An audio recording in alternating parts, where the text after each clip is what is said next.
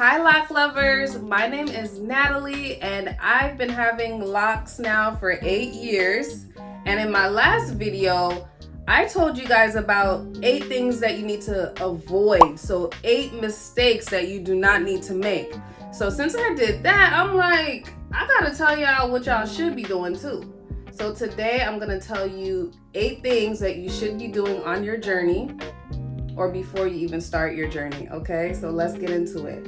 Plus I got notes, so I mean business, okay? I wrote it down. All right, so the first thing on my list is choosing the type of locks that you can maintain. All right, it might not be about what you want, it's about what you can maintain. Now, in my experience, I actually wanted sister locks at first, but can I maintain sister locks? Hell no. So I didn't get sister locks. I got regular traditional locks and I decided to make them small, okay? Medium was the word that I like to use. So what I mean by this is we want to do this for the long haul, okay? We want locks.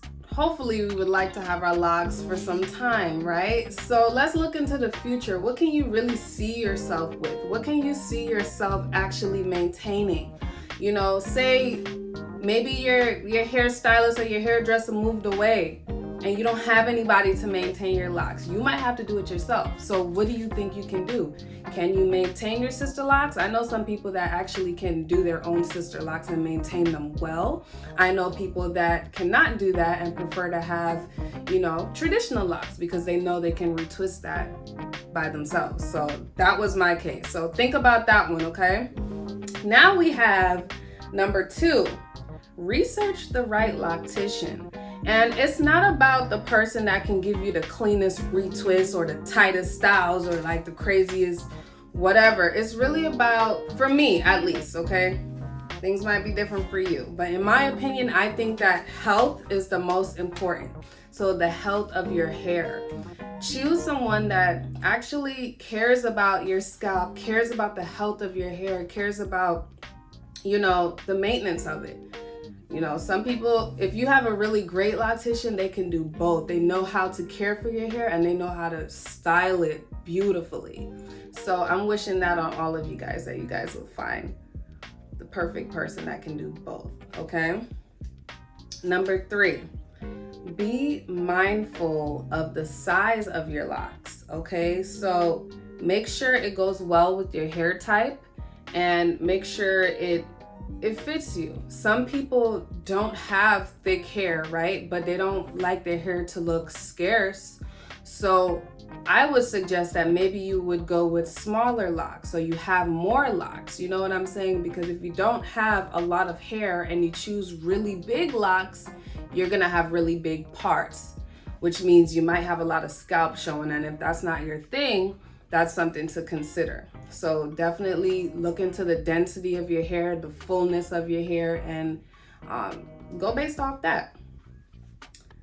Number 4. Okay, I gotta really look in the camera. I'm looking at you, okay? Do not be afraid to wash your hair in the beginning of your journey. Now, there's a lot of misinformation going around, right? And I hate that because it kind of makes people feel like locks are dirty and all of that, right? And I understand why people would tell you not to wash your hair in the beginning because they don't want the hard work to unravel after you actually do those comb coils or you do those twists and then you wash it. It may unravel because it's not mature, right? But so what? If you wash your hair because you need to, maybe your scalp is itching, maybe your scalp is telling you that it needs a wash, maybe, you know, there's some lint or whatnot in your hair and you want to wash your hair, please don't be afraid to do that. Just go ahead and wash it. And if it unravels, guess what? You twist it back. That's it.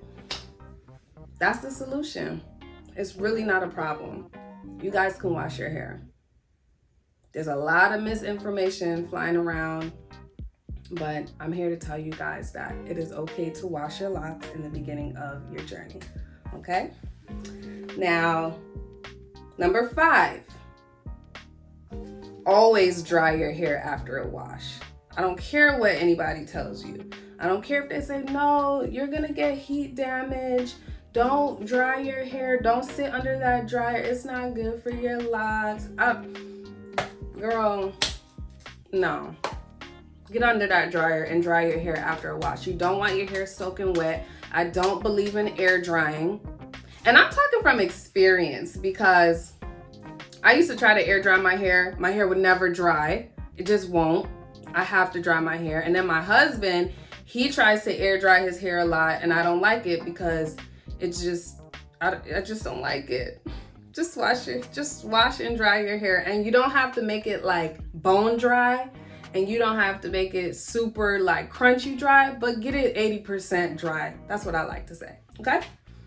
Tell me if you guys agree with this. If you don't, it's okay. Sound off in the comments. But next point. Okay, number 6, use minimal products and make sure that the products that you're using is good for you. My husband had experiences where a loctician told him to use avocado oil on his hair, and he tried it and his hair was on fire. It didn't feel good for him. So if something doesn't work for you, it's okay to switch and try something else immediately, okay? Like beeswax and heavy products like that, super sticky. You don't want anything like that in your locks. You really don't. And you want to stick to the least amount of products as possible. Have your shampoo, have whatever you retwist with, if it's like a Loc Gel or a styling mousse, and rose water is good, and have your favorite oils. That's it.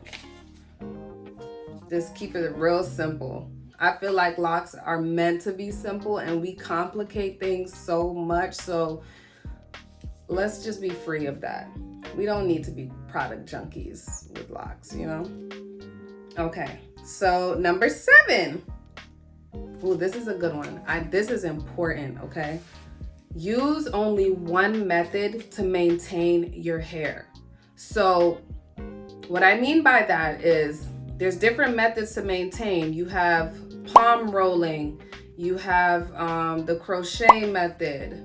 Make sure that you're using the same method to maintain your hair. If you're gonna palm roll your hair, keep doing that. Don't start switching up the way that you maintain it, because your actual lock, the shaft of the lock, will start to feel different if you do. So if you decide to palm roll it sometimes and then you crochet it sometimes, the crochet part might feel firm and hard. So it's not uniform. And another thing, when you decide to palm roll your hair, make sure that you're twisting in the same direction every time. So we want that uniform look and that uniform maintenance. So, okay. Wow, I actually went through that pretty fast. I'm a simple girl. I don't really do a lot. I've never done a lot to my hair throughout these 8 years. I want my journey to be as easy, breezy, and stress-free. So I really hope these tips helped you. And my last and final tip, number 8, I need you guys to have patience. I need you guys to enjoy the journey. I need you guys to forget about all these other lockers, and I don't want you to compare your hair to them, because we all have different hair. No two heads of locks are the same. So have patience, enjoy your hair, and listen to your hair. So I'm gonna wrap it up here. If you found, okay, hold on.